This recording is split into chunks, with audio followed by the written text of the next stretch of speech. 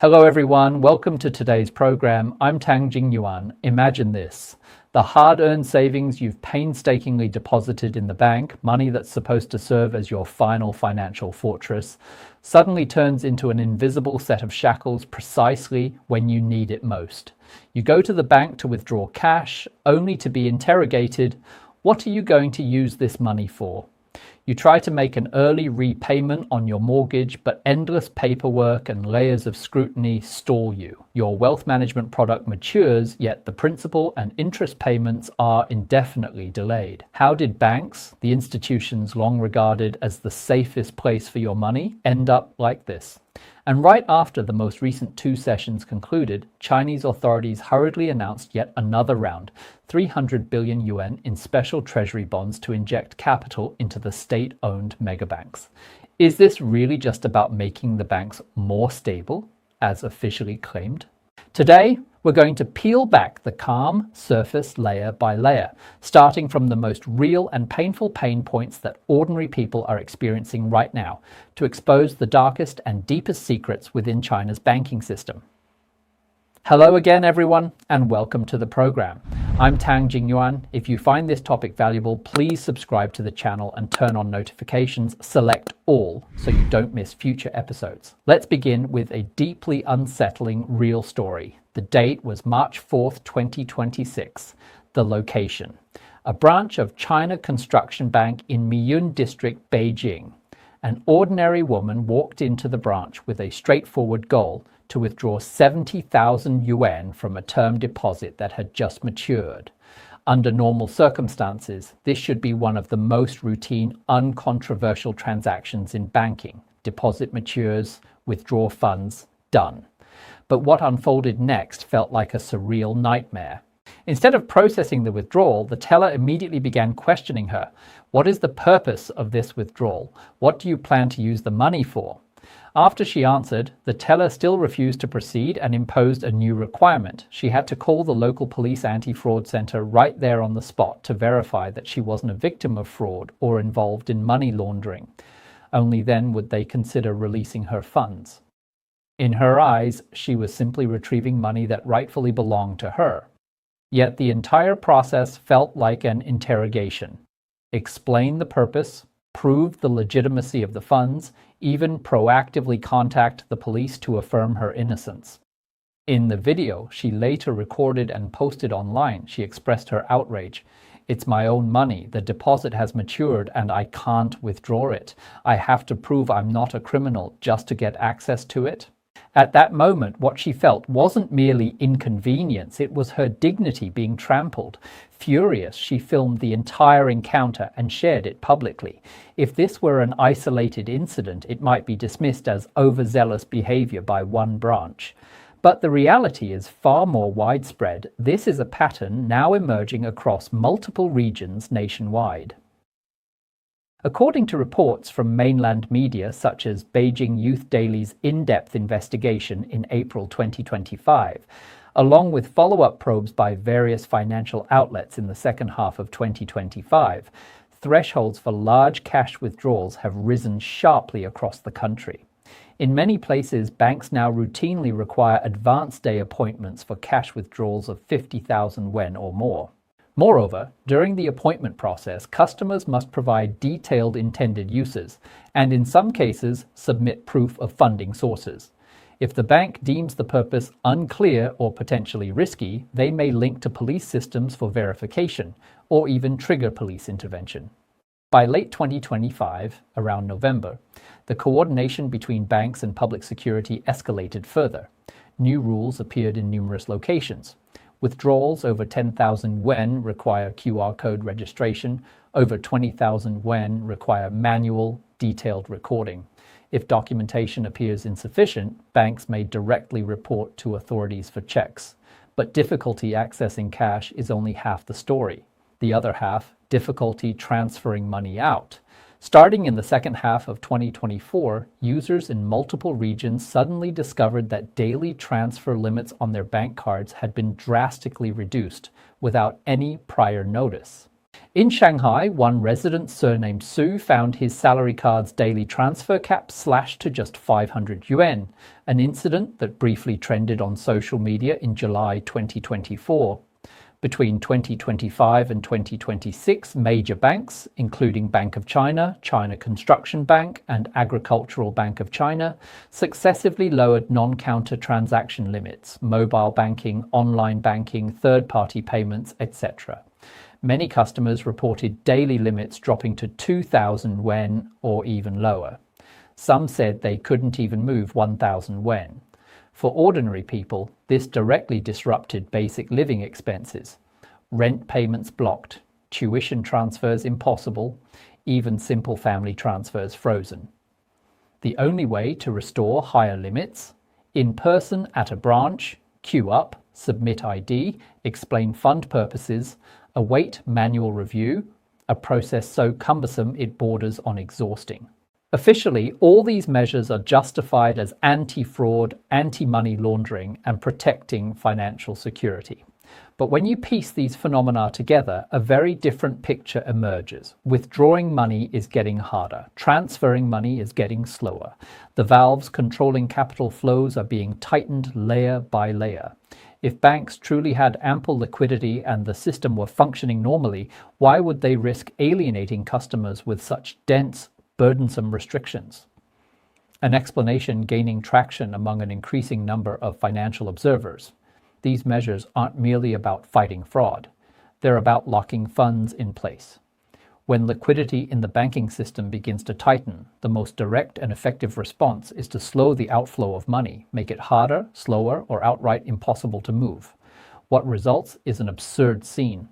Your money remains in the account, the numbers haven't changed, but its freedom is increasingly restricted, like a prisoner under tight surveillance. This harsh yet very real micro-level symptom is telling us something unmistakable. A slow-motion bank run is already underway. A chronic bank run never looks like the classic overnight panic with crowds storming branches and doors being broken down. There's no visible chaos, no long queues. Instead, it's a gradual financial suffocation spreading quietly through institutional gaps. On the surface, everything appears orderly. Banks open as usual, interest rates are announced, and official statements continue to assert overall financial stability. But beneath that facade, the space for capital movement is contracting bit by bit, and your deposits are being quietly immobilized through seemingly reasonable rules and procedures. At first, you might just sense something off. You try to withdraw your own matured deposit, only to face repeated questions about purpose. You attempt an early mortgage prepayment, and the process suddenly becomes extraordinarily complex. A wealth management product matures, yet you're told the principal and returns need more time.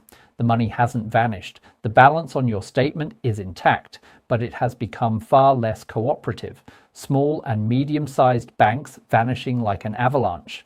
155 banks evaporate in just 50 days. If the preceding accounts merely unsettle, the next set of figures should send chills down your spine.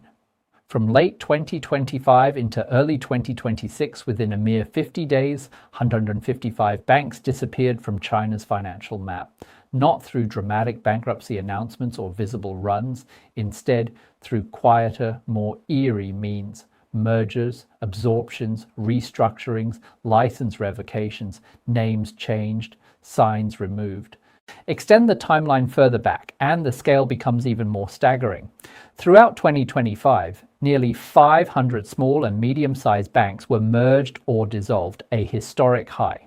In this wave, village banks, rural commercial banks, and city commercial banks accounted for nearly 90% of the vanished institutions. The official explanation is familiar: financial reform, structural optimization, institutional consolidation. But pair that narrative with another set of data and the picture shifts dramatically. The system's overall non-performing loan ratio has climbed to around 2.86% in some reports, though in many local banks the real bad debt levels are believed to be far higher. Vast sums remain deeply tied up in local government financing vehicles and real estate projects. Low yield, long recovery cycles, in some cases effectively unrecoverable. In other words, the money is trapped. Trapped in local government debt, trapped in real estate, trapped in assets that still appear on balance sheets but possess almost no liquidity. As a result, some smaller banks face the same fate. Outflows accelerate, liquidity dries up, independent survival becomes impossible. The only resolution, absorption by larger entities. This sends a crystal clear signal. The financial system is contracting, risks are concentrating, and the entire foundation is being reshuffled. But the critical question remains: if systemic pressure keeps mounting, if bad debts on the asset side continue piling up, if liquidity valves tighten further. Today, it's small banks being swallowed. Tomorrow, who? Government injections continue at a frantic pace, like drinking poison to quench thirst.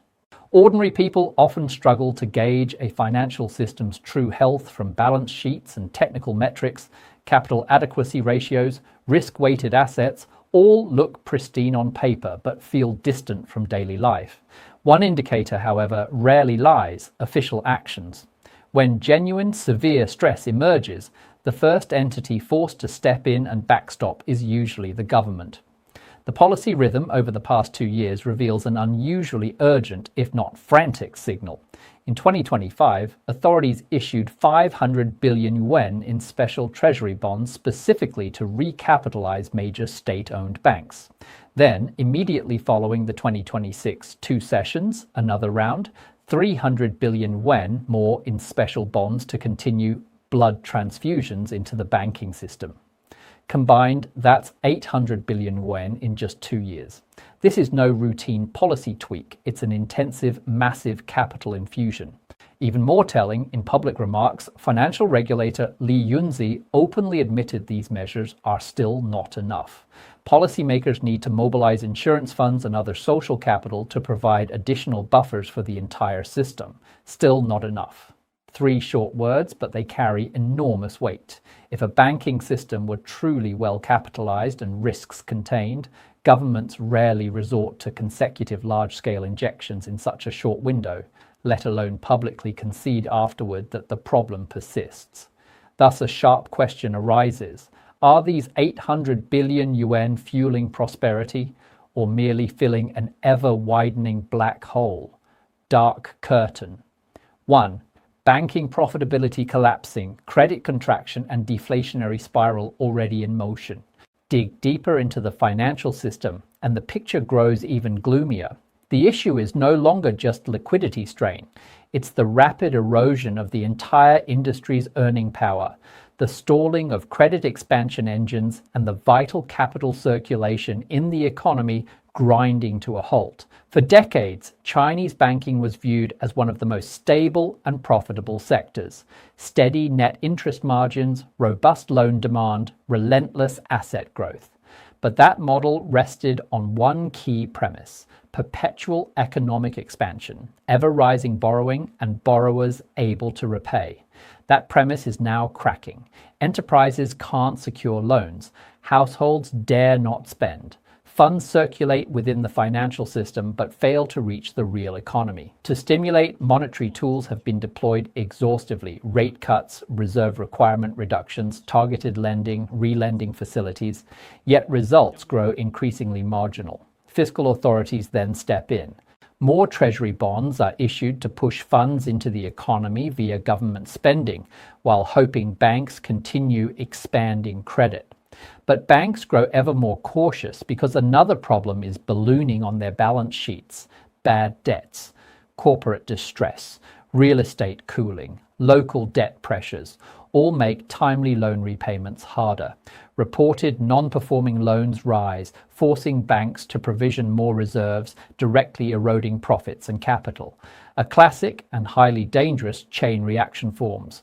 Profits decline, bad debts rise, capital erodes, lending capacity shrinks, economy cools further, bad debts rise again. This is the infamous death spiral seen repeatedly in financial history. At the other end of that spiral, ordinary households face mounting financial strain. By late 2024, the number of individuals listed as dishonest debtors had reached around 8.5 million, a sign of widespread personal debt defaults and accumulating pressure on the credit system. Behind every name on that list is a family whose cash flow has broken. For banks, loans once seen as stable income sources are turning into latent risks. A disturbing shift is underway. The banking system, once hailed as the ultimate profit machine, is slowly morphing into a vessel bearing the full weight of society's debt burdens. Balance sheets remain enormous. Reported profits persist. But beneath those polished numbers, more and more assets are quietly sliding toward another abyss over time. Banks hesitate to lend freely. Enterprises lack capital to expand. Household consumption contracts further. The economy's capital cycle slows dramatically. Once a financial system shifts from flowing funds to stagnant funds, the pressure it endures transcends mere economics. It becomes a slowly accumulating debt bomb. Dark Curtain 2, banks deeply ensnared by local government debt. Push the lens even deeper, and you reach the darkest layer. The banking system has long been tightly bound by a colossal debt structure whose core is local government liabilities. On the surface, Chinese banks' balance sheets appear vast and stable, but behind those seemingly safe assets lies a staggering figure. Commercial banks hold roughly 44 trillion yuan in explicit local government bonds. Add in hidden debt channeled through various financing platforms and urban investment companies, and market estimates push the total well above an additional 40 trillion yuan. In short, the banking system has become the single largest creditor to local governments. What does this structure imply? A huge portion of bank funds is locked deep inside the local government debt web. Funds with extremely long recovery periods, minimal yields, and in some regions approaching rollover-only, repayment nearly impossible. To prevent concentrated risk explosions, policymakers rolled out a 10 trillion yuan local debt resolution plan, swapping short-term high-cost debt for long-term low-cost debt. To many financial observers, however, this resembles classic restructuring. Old debt replaced by new, short-term swapped for long-term, surface pressure eases. But the debt itself never truly disappears. Thus, a textbook vicious cycle takes shape. Bank funds flow into local debt. Local debt recovery stretches longer. Bank liquidity tightens further. Banks lend more cautiously. Meanwhile, many have noticed that public statistics on non-performing assets are updated less frequently, and disclosure of certain granular data has become more restricted. Official explanations cite statistical adjustments or consolidation, but in markets, this opacity makes it harder to gauge true bad debt pressure. When so much bank capital is locked in local government debt, when liquidity stress gradually transmits to depositors, when the entire system repeatedly relies on policy tools for lifelines, where exactly lies the safety margin for the deposits sitting in ordinary people's accounts? This is the deepest and most disturbing aspect of the chronic bank run. Crisis need not arrive through violent collapse. It can accumulate slowly between institutional frameworks and asset structures, until one day people suddenly realize the places once considered safest have long been immobilized under the sheer weight of debt. Dark Curtain 3. Net interest margin crashing through the floor. Death cross already appeared.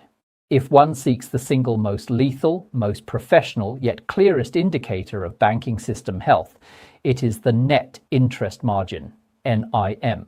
What is NIM? Banks pay interest on deposits, then earn interest on loans. The spread between those rates is the net interest margin, the core, most stable profit engine for banks. For decades, Chinese banking relied on this model: gather low-cost deposits, lend them out, pocket the spread, clear structure, steady profits, and during high-growth eras, almost problem-free. Now, that fundamental profit machine is breaking down. Latest public data show overall commercial bank NIM has fallen to approximately 1.42%. Meanwhile, reported non-performing loan ratios hover around 1.52% or higher in some segments. Two curves have crossed in an extremely dangerous way. For the industry, this signals something terrifying. Banks' ability to earn spreads has dropped below the rate at which bad debts inflict losses. In other words, each new loan extended may now theoretically add to future losses rather than profits. The situation is even starker across bank types. Major state-owned banks' NIM has sunk to around 1.3%, while some rural commercial banks report NPL ratios as high as 2.86%. As spreads thin and bad debts swell, the stable profit architecture banks once depended on is rapidly eroded. Financial circles have a vivid term for this. When NIM falls below the NPL ratio, the two lines form a classic death cross. Profits get devoured, capital gets consumed, risks amplify. Crucially, this isn't one bank's isolated problem. It's structural pressure bearing down on the entire industry. China's banking model long relied on eating the spread, absorb massive low-cost deposits, channel them into real estate, infrastructure, corporate loans. As long as the economy grew and loans were repaid, profits flowed steadily. But with real estate cooling, local debt pressures rising, corporate profitability declining, the model's pillars are crumbling simultaneously. What once seemed unbreakable is turning fragile. Each loan earns less. Bad debts erode capital bit by bit. The system grows ever more dependent on policy transfusions just to maintain surface stability. In precisely this environment, ordinary depositors face a starkly realistic question. If banks themselves are under mounting pressure, do they truly have the capacity to safeguard your deposits forever? Putting all these signs together paints an increasingly clear and deeply unsettling picture. Your money is being eroded in an extremely slow, almost silent manner. On the surface, everything is dressed up as enhanced risk controls, anti-fraud measures, or system adjustments. But in real life, capital mobility is visibly tightening step by step. Bank accounts, once seen as the safest haven for ordinary people's hard-earned savings, are now in an unprecedented high-risk environment. As early as September 2022, the US-based CSIS think tank diagnosed China's financial system as undergoing a slow-motion financial crisis, a framework it has continued tracking in subsequent reports. At its core, the analysis holds that a historic-scale credit bubble is unwinding gradually. Credit growth has plunged, shadow banking has contracted, the real estate crisis is transmitting across the financial system, generating broad yet incremental pressure. Not a sudden implosion, but a chronic illness slowly undermining systemic stability. What we observe today as the chronic bank run is precisely the most direct, coldest on-the-ground manifestation of that slow-motion crisis at the banking level. CSS's description of credit bubble deflation, credit contraction, and accumulating bank stress aligns exactly with collapsing NIM, surging bad debts, funds trapped in local debt, and liquidity exhaustion. When banks can no longer meet normal withdrawal and transfer demands and must resort to administrative locks to prevent open runs, this is CSIS's predicted slow motion playing out in ordinary people's wallets. CSIS notes that Beijing's long-established credibility is eroding, intervention costs are rising, and effectiveness is diminishing. This matches perfectly with repeated special treasury bond injections that are still deemed not enough, plus mobilization of insurance capital for backstops, short-term hemostasis that may exacerbate long-term problems. Moreover, foreign media analyses suggest CSIS's projected structural slowdown will intensify further in 2026, evolving into synchronized pressure across multiple domains: pension shortfalls, local fiscal collapse, plummeting land revenue, real estate hard landing, exploding non-performing loans, delayed wealth product redemptions, aging demographics amplifying fiscal strain. These aren't isolated, they're interwoven strands of a death spiral, and the chronic bank run is the sharpest needle piercing ordinary people's defenses first.